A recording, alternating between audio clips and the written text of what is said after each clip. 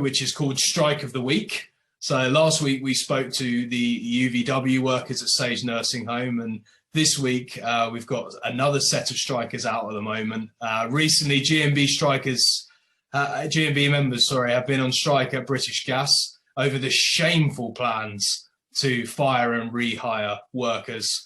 From the likes of Keir Starmer to Boris Johnson and others in between, fire and rehire has been condemned as action that employers can take, but it remains legal in this country.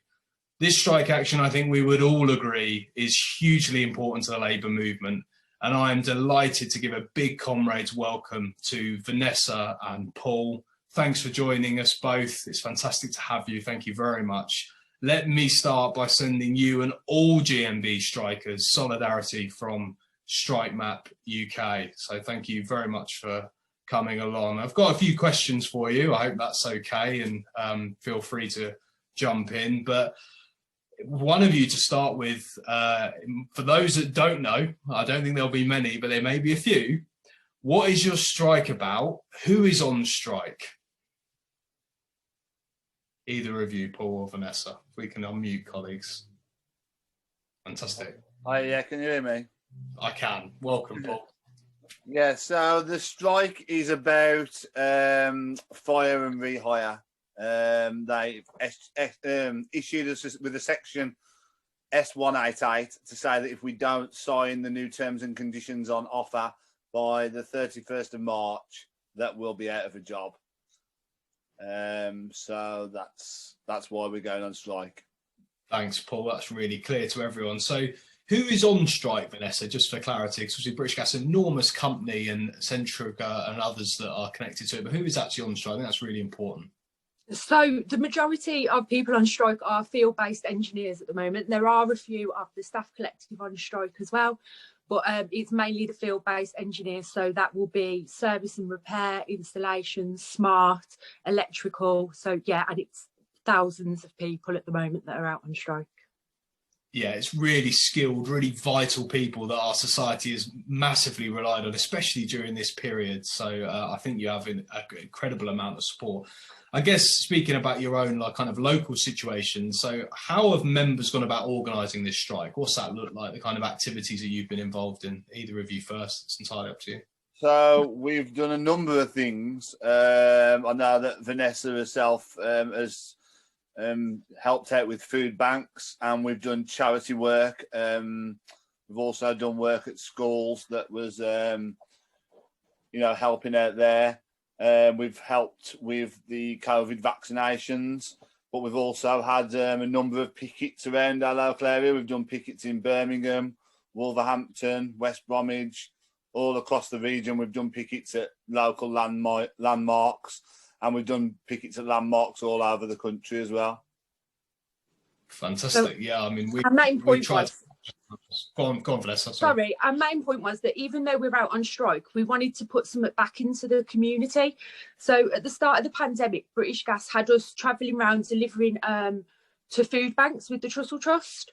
And, it was all in the name of British Gas. So we kind of wanted to go out there and go, do you know what? Yeah, we're not in work, we're striking, but we want to put something back into the community and help out where we can. So whether that be food banks, we've helped out at a local school doing their garden area, and so many other things up and down the country.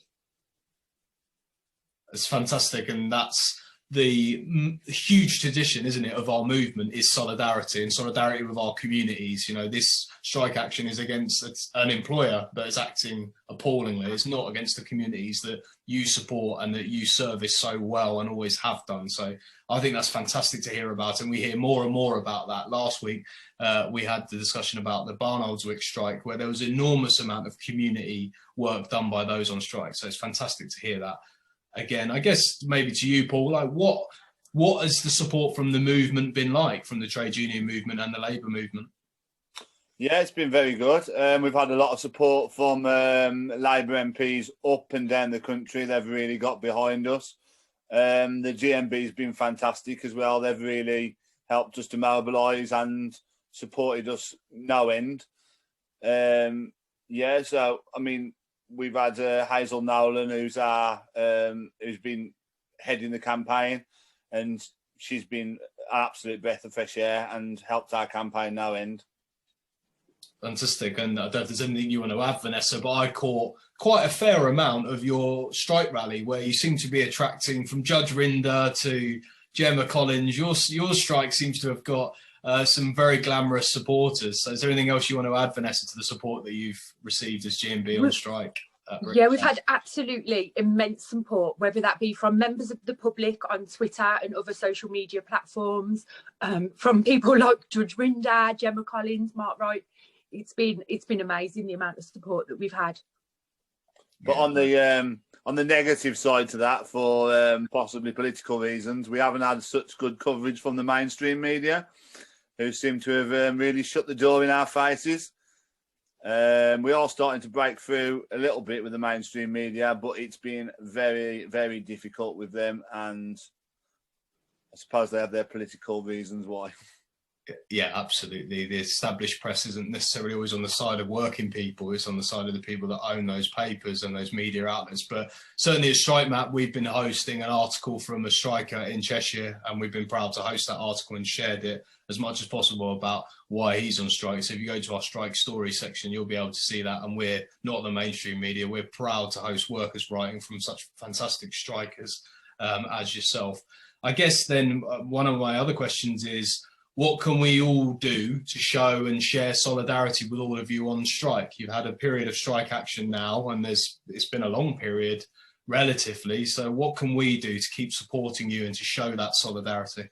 So there's a few things that you can do, really. I mean, we've got a hashtag called Stop the British Gas Fire, which has been, you know, a real success, and it's enabled us to show the full story on there. So if people can just get on Stop the British Gas Fire and you know, help us with the social media campaign. Another one is if you could write to your local MPs just to say that you are disgusted with British Gas for the way that they're treating key workers and people who've kept the country going throughout the pandemic.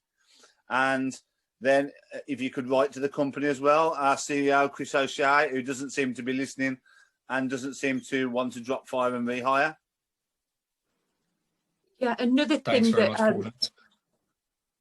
that we are asking people for, if they can, obviously, would be to donate to our crowdfunder. So that's to help support the people that are on strike, so that, you know, we're not starved back into work. And that's available on the GMB website and through crowdfunder. Yes, because this is our 13th day of strike action today, and obviously that's going to be all weekend as well. So I think the company are trying the tactic now to try and starve us back to work. They sent out an email last night highlighting the money that people will be losing from their February pay, which is in 15th of February, and they've brought that forward to increase the stress and anxiety on the engineers. So a lot of people now are getting very stressed and anxious with the company. They also changed because we get pay deducted up till the 31st of the month for the pay down the 15th, and they've extended that to the 8th to include more strike days. So we'll get more of a deduction from that pay, which is just a disgusting tactic to do, but it's just to create the stress levels and to try and split us. Absolutely, and we've been sharing, or we'll continue to share that crowdfunder and all the other actions that you've talked about, because you have our 100% support. I mean, I guess if there's anything else that you want to add, I mean, what's interesting about it is this week the bosses of British Gas went to the select committee, weren't they? And they were grilled by MPs about this work. And you're not the only set of workers facing fire and rehire at the moment across the country. There are several groups of workers either taking strike action or about to take strike action. Is there anything you want to say to those workers that are facing a similar situation to you? And also anything you want to say about if you saw any of that select committee and how the British Gas bosses behaved? That would be fantastic to hear from you both. So starting off with the select committee, I mean, I think anybody watching could just see the kind of character that our CEO is. He tried to show the good side of himself within that select committee.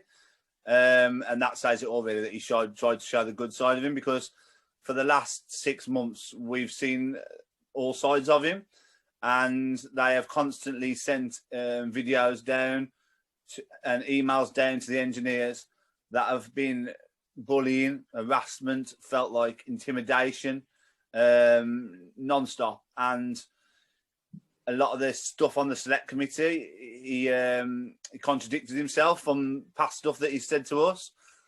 And I found it very alarming, some of the things that came out of that select committee, the stuff on furlough, the stuff on the fact that the way that they've used fire and rehire,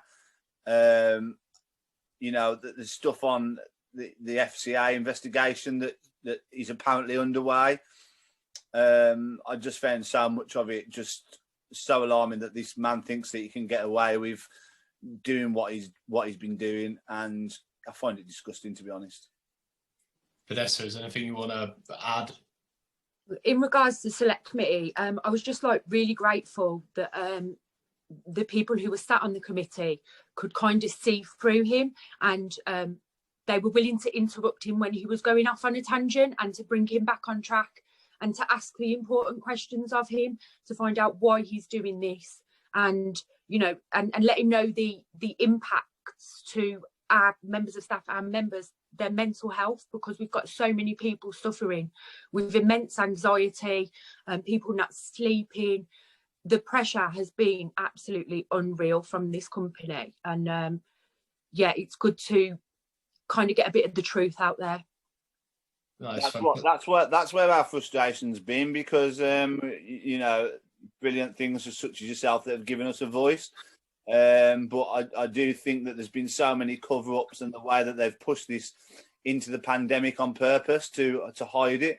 I mean, we were key workers throughout the pandemic, and we felt a sense of pride, really, that we were keeping, you know, part of the people who were keeping the country going during the pandemic. And then to sort of, at that time, they were creating, you know, behind our back, they were hatching a plan to massively take away from our terms and conditions. And then they seem to have pushed this into the pandemic and used the pandemic to hide this scheme, when in fact, during that pandemic, they were still making huge profits. And all our engineers worked completely through the pandemic and worked in COVID positive properties. You know, as Vanessa said, we delivered to the food banks in their name. So it just feels like such a slap in the face to then get to the end of this, and we've got terms and conditions that are going to take away our family time. I mean, if the pandemic's taught us anything, it's how important our families are. Absolutely. And these terms and conditions just go right against that now. I mean, we can be forced to work an extra 8 hours per week. And it isn't about the money. I mean, we don't get paid for those extra hours, but it isn't about the money. It's about the fact that I'll lose the time with my 2 daughters as they grow up. And I just can't accept that contract. So I don't want to be bullied into signing that contract before the 31st of March. So we have to stand in solidarity and fight it. Fantastic. Thanks, Paul. I mean, I guess to you, Vanessa, around what's left in terms of how many strike days are left that you've announced, and what do you think the future looks like? Because the support from what I'm seeing on picket lines, from the public and from everyone, is rock solid. I've never seen so much of the public, as I said before, and workers keeping so strong on those picket lines. So what strike days have you got left that are announced, if you could let us know? And then what you think the future looks like? Will there be more days, do you think? So throughout February, we will be striking Friday, Saturday, Sunday, Monday, and that's throughout the whole of February. If the threat of fire and rehire, and they're not getting back around the negotiating table, if that continues, we will continue to strike with more dates released as and when. Nobody's taking this lying down, and we will continue on the picket lines, standing where we can with our banners and getting all the public support that we can. Fantastic. Thank you both so much. You have, like I said, 100% support from StrikeMap UK. It's a pleasure to have you both on. Thank you very much for giving up some of your time. Full solidarity to you. If you haven't already, make sure your picket lines are on our map. We've got a few of the British Gas pickets, but make sure you add them to us so we can show you solidarity. Thank you very much for giving up your time, and victory to the GMB strikers at British Gas.